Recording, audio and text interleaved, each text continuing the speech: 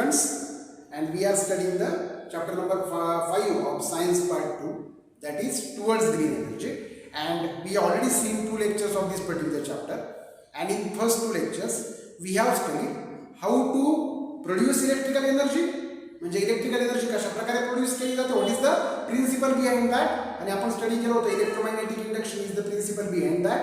and in the second lecture we have studied first type of electric power station.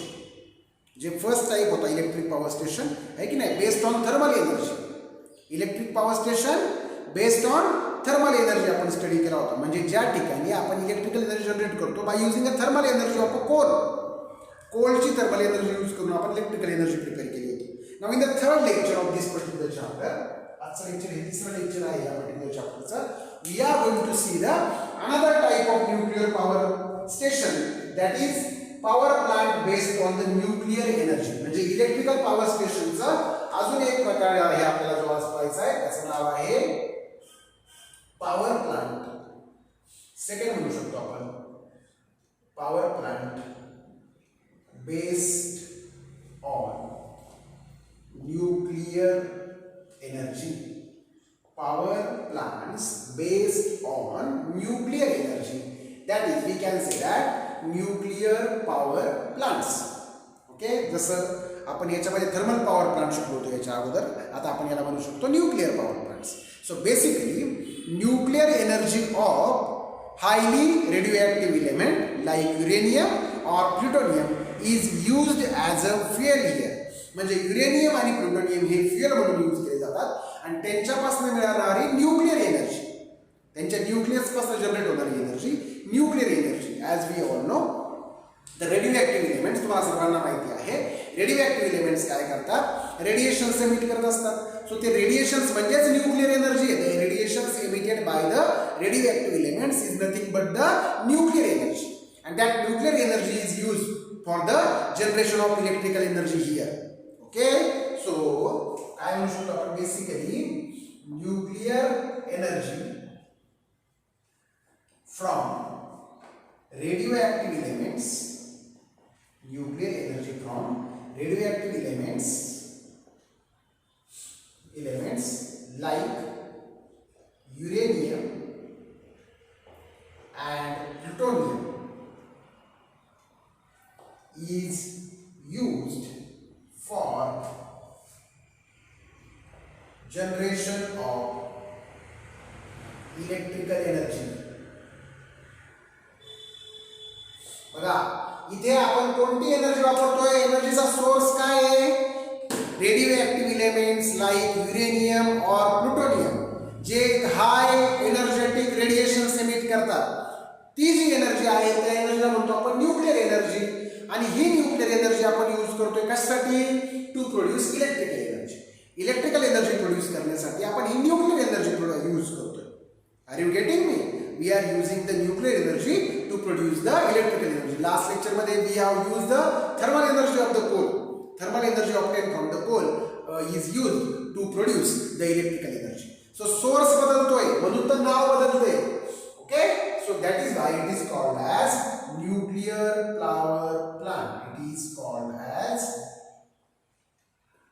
Nuclear power plant. ह्या power प्लांटला आपण काय म्हणतो, nuclear power plant असं म्हणतो. आता लक्षात घ्या एक महत्त्वाची गोष्ट, इथे आपल्याकडं एक फ्युएल असतं, कोणतं, युरेनियम किंवा प्लुटोनियम. त्याच्या न्यूक्लियस पासून आपल्याला एनर्जी मिळते, त्याला म्हणायचं nuclear energy. That energy is converted into thermal energy. बरोबर, आणि ती जी थर्मल एनर्जी आहे ती आपण स्टीम जनरेशन साठी यूज करतो. लक्षात घ्या. बघा आता मी काय सांगतो, फ्लो लक्ष द्या एक मिनिट. चला आपण फ्लो चार्ट काढूया. फ्लो चार्ट काढूया. तिथे जी प्रोसेस आहे त्या प्रोसेसचा काय काढूया, फ्लो चार्ट काढूया. तिथे बघा सर्वांनी, चला हे पहा, आपल्याकडे आहे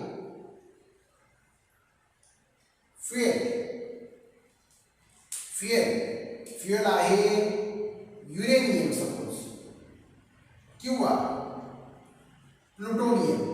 we have a fuel which is uranium और plutonium.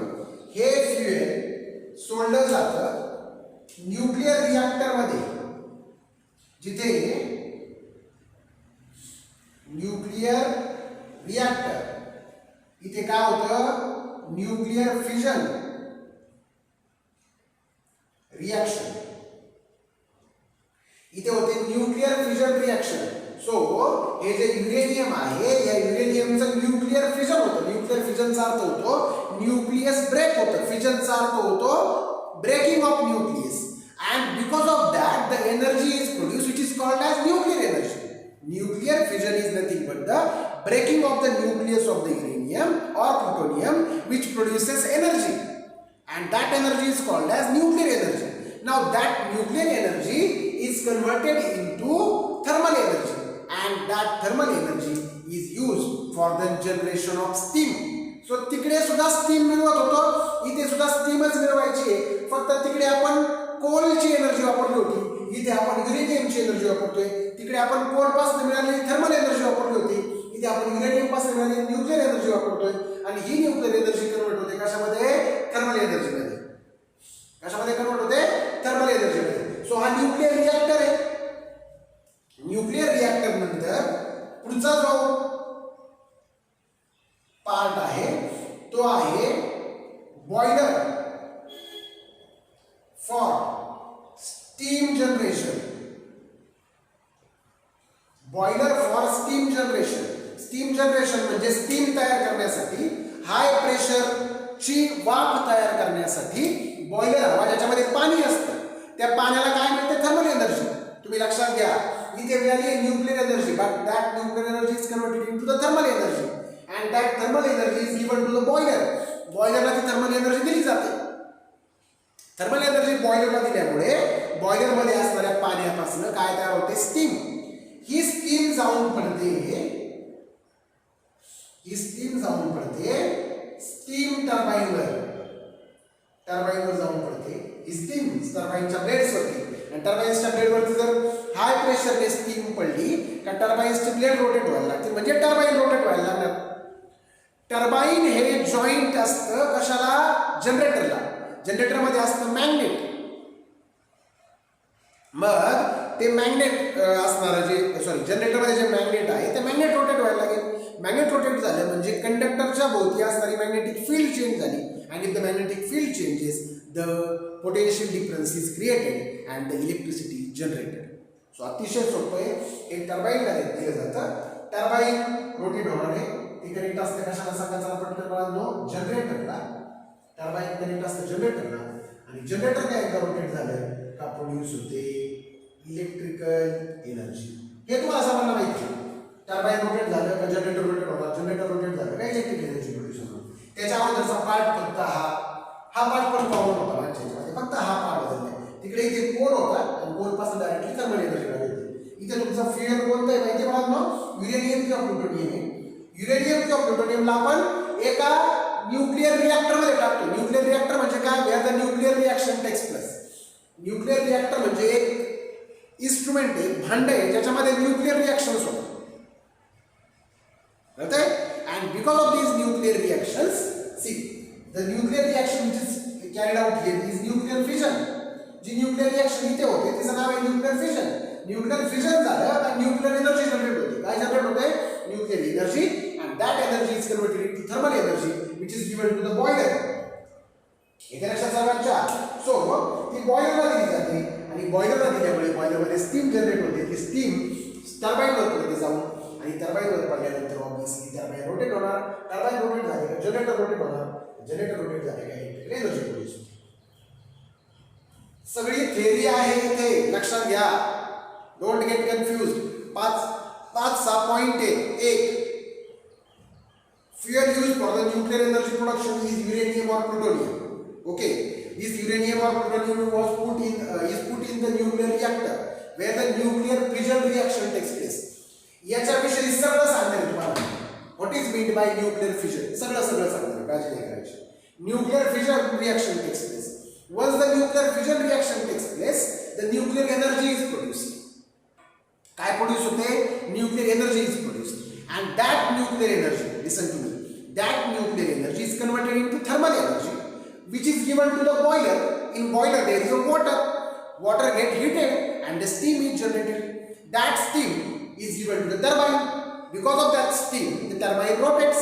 Once the turbine rotates, generator will rotate, and once the generator rotates, the electrical energy is produced. Now here also, once the steam falls on turbine, its temperature decreases, its pressure decreases. That steam again passes to a system which converts steam into the water. So इथनं steam इकडे खाली येते. इथे खाली काय बघा जरा पटकन.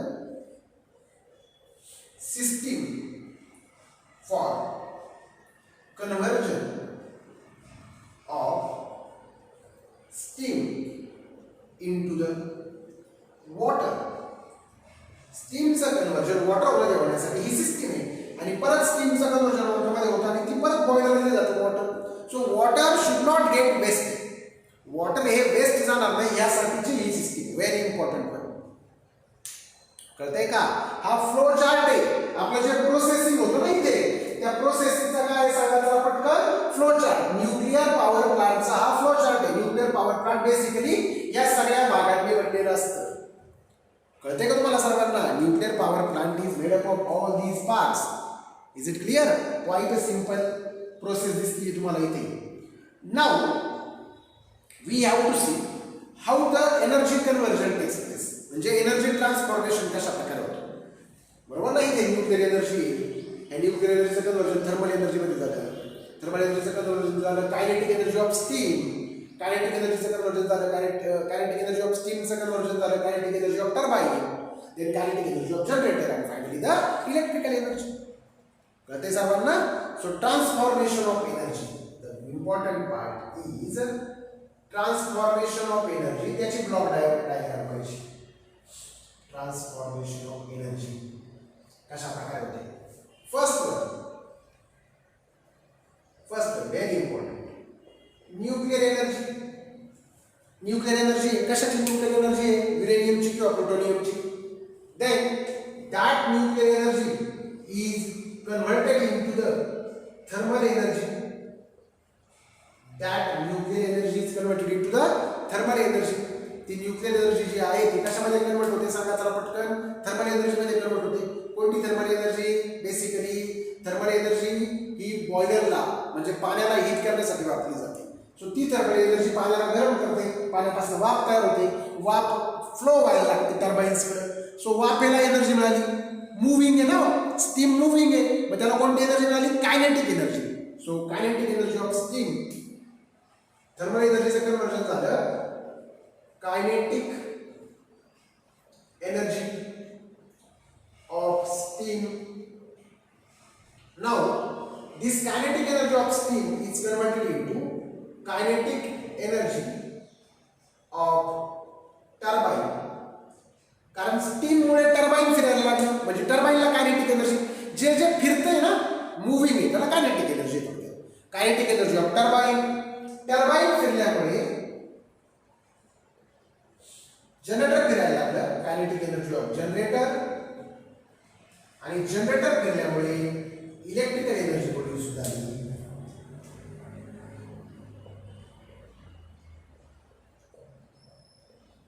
इलेक्ट्रिकल एनर्जी प्रोड्यूस झाली.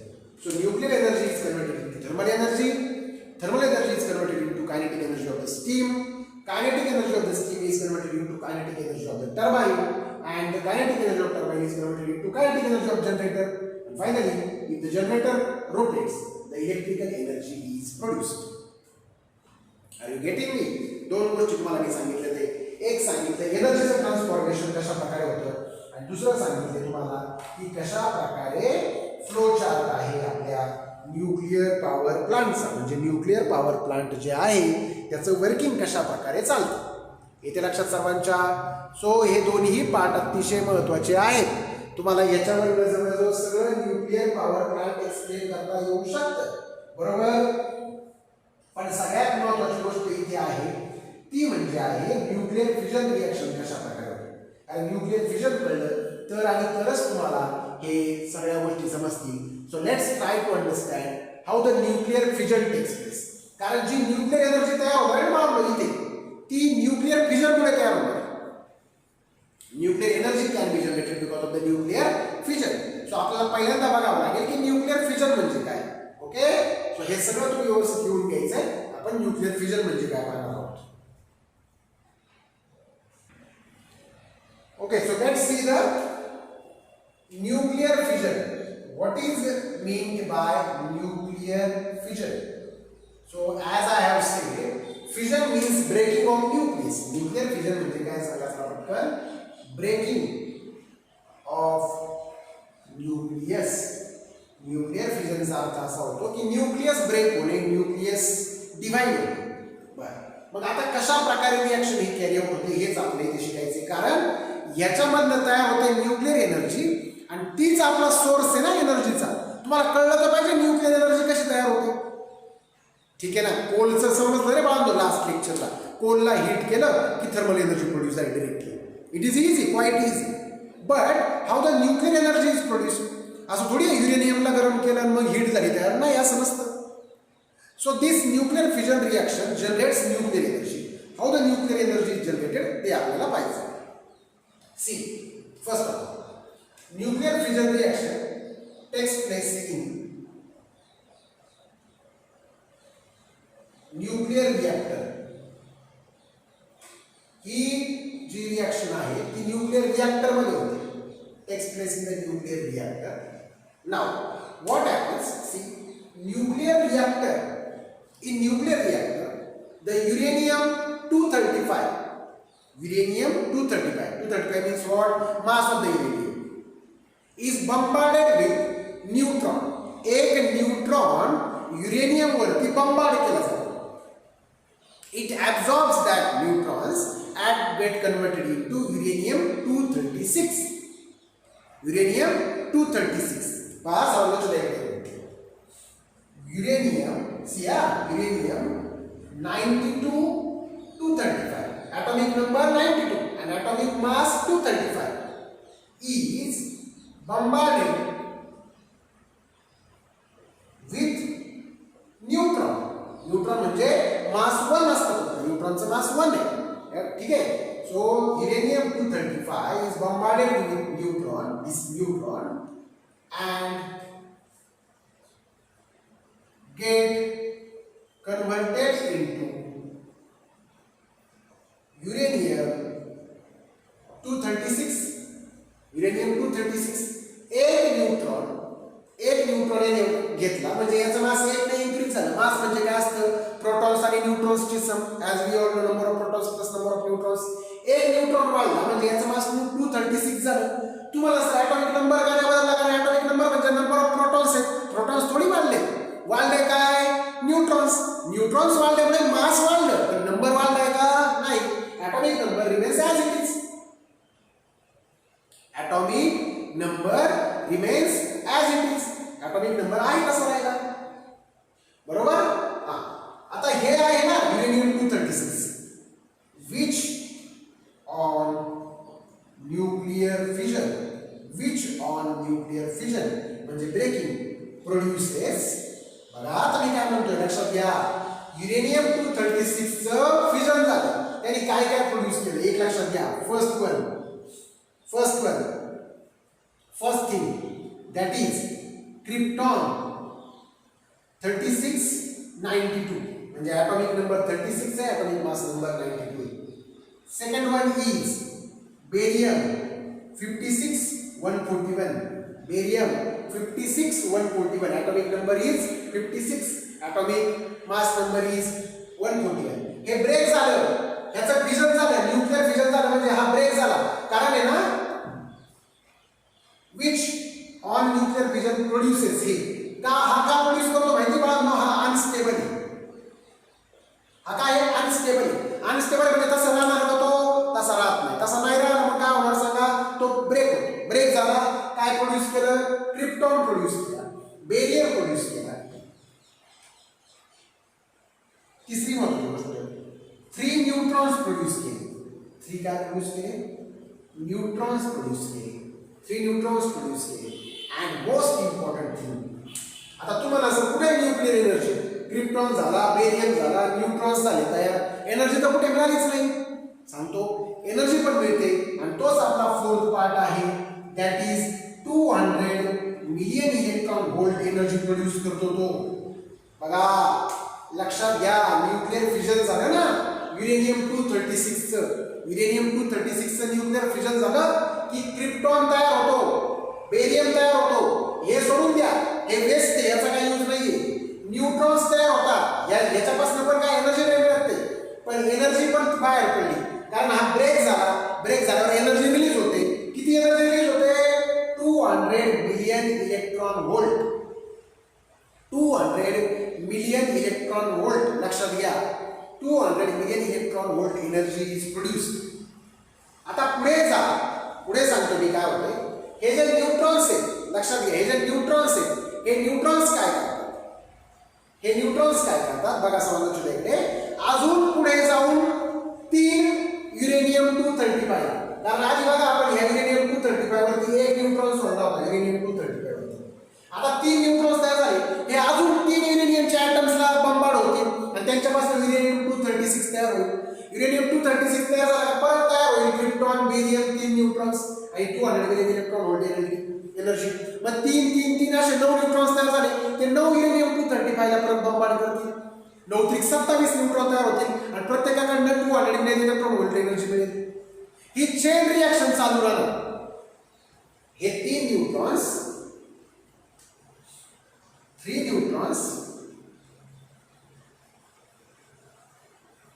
reacts with 3 more uranium 235. हे अजून 3 युरेनियम 235 बरोबर रिॲक्ट होतात, 236 प्रोड्यूस करतात. ते ब्रेक होणार, हे तयार होणार, 3 त्रिक 9 तयार होते. So thus it continues.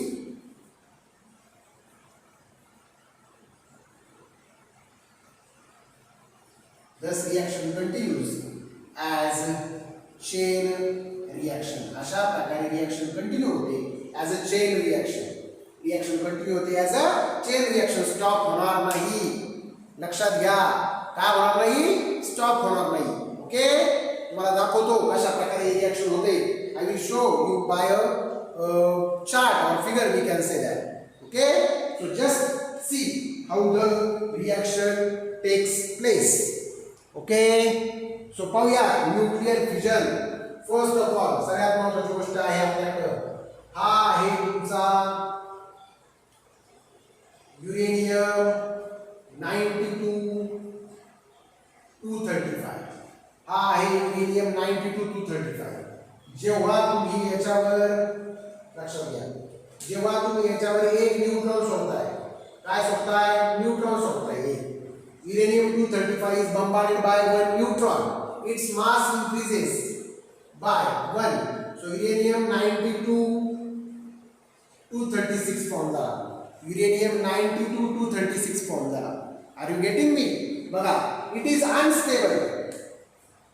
हा अनस्टेबल आहे, हा अनस्टेबल आहे. मग हा ब्रेक होतो. लक्षात घ्या, हा ब्रेक होतो आणि ब्रेक झाल्यावर काय काय प्रोड्यूस करतो तुम्हाला सांगतो. सर्वांना लक्षात येते बघा, हा ब्रेक होतोय, हा काय काय प्रोड्यूस करतोय. सगळ्यात महत्त्वाची गोष्ट, हा प्रोड्यूस करतोय 200 million electron volt energy. Energy produce केली, झालं आपलं काम झालं, एनर्जी प्रोड्यूस केली. त्यानंतर it produces 3 neutrons. How many neutrons? 3 neutrons produces. आणि त्यानंतर प्रोड्यूस केले इथे बघा चला पटकन, क्रिप्टॉन 36 92, बेरियम 56 141. चेक करा चला, सगळ्यांची सम आहे ना एवढी होते बघा 236 236. सांगा चला, बेरियमचा मास किती आहे? 141. बरं, क्रिप्टॉनचा मास किती? 92. 141 प्लस 92 233. 233 plus 3 neutrons. एकाचा मास 1, तिघांचा मास 3, 236 आहे. बरं, ह्या दोघांची सम करा चला, 56 आणि 36 92 होते. 56 आणि 36 92 होते. बॅलन्स आहे रिएक्शन आणि फक्त एनर्जी प्रोड्यूस झाली. ह्या तिघांचं मिळून हे होते.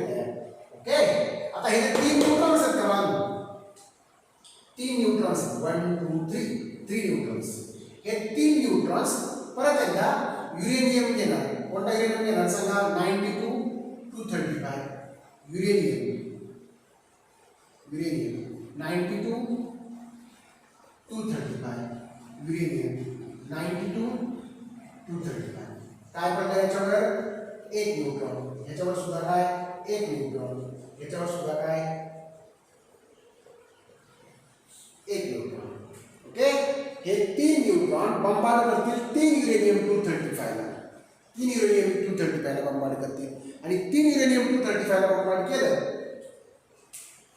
की प्रोड्यूस होतील 5 युरेनियम 92 236, युरेनियम 92 236 बरोबर युरेनियम 92 236 झाले का 3 तयार, 3 न्यूट्रॉन्स बंबार्ड झाल्यामुळे 3 ॲटम्स. आता ह्या प्रत्येकापासून हे तयार होणार 211 electron hold energy, 3 neutrons, 92 krypton, 36 141 56 barium. लक्षात घ्या किती सिंपल की नाही बघा. 211 इलेक्ट्रॉन होल्ड एनर्जी, त्यानंतर 3 न्यूट्रॉन्स, बेरियम, क्रिप्टॉन. सेम याच्याकडे 211 electron hold energy, 3 neutrons, barium, krypton. Same याच्याकडे. सो इथे 3 न्यूट्रॉन, इथे 3 न्यूट्रॉन, इथे 3 न्यूट्रॉन, 9 न्यूट्रॉन, एनर्जी 200 200 200 600 झाली, वर 200 बरोबर ना, 800 मिलियन इलेक्ट्रॉन होल्ड एनर्जी झाली. आता हा प्रत्येकाकडे 3 आहेत, हे 9 झाले, ते 9 युरेनियम 235 ला बंबार्ड करते, 9 युरेनियम 235 ला बंबार्ड करते आणि प्रत्येकाकडे 9 दुने 1800 मिलियन इलेक्ट्रॉन होल्ड एनर्जी होईल. चेन रिॲक्शन हे तुम्ही पुढे दाखवू शकता याच्या प्रत्येकाच्या खाली. Chain reaction it carries on doesn't stop. जोपर्यंत युरेनियम संपत नाही तोपर्यंत रिॲक्शन चालूच राहणार आहे. Got it? So this is called as nuclear fission.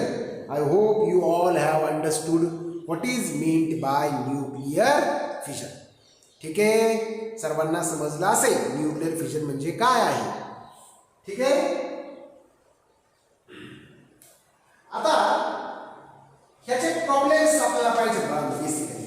काय पाहिजे? प्रॉब्लेम्स. आपण मागे प्रॉब्लेम्स पाहिले होते बरोबर. आता ह्याचेही प्रॉब्लेम्स आपल्याला पाहिजे. जसे थर्मल पॉवर प्लांट्स जे होतं मागचं कोल, तिथे एअर पोल्युशन व्हायचं, इथे एअर पोल्युशनचा चान्स नाहीये. एअर पोल्युशनचा चान्स का नाहीये? कारण इथे आपण कुठल्याही प्रकारचं फॉसिल फ्युएल वापरत नाही. फॉसिल फ्युएल म्हणजे काय बघा, कोल, पेट्रोल, डिझेल, केरोसिन हे आपण काही वापरत नाही. सो त्यामुळे इथे एअर पोल्युशन होण्याचा चान्स अजिबात नाही बरोबर.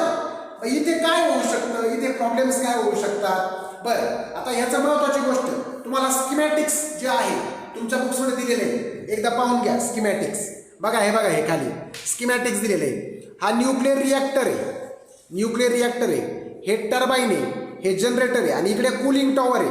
म्हणजे स्टीम जाणार, पाणी तयार होणार, परत इथे येणार आहे बरोबर. आणि हे याच्यामध्ये न्यूक्लिअर रिॲक्टरमध्ये काय होत असतं? न्यूक्लिअर फिजन होत असतं.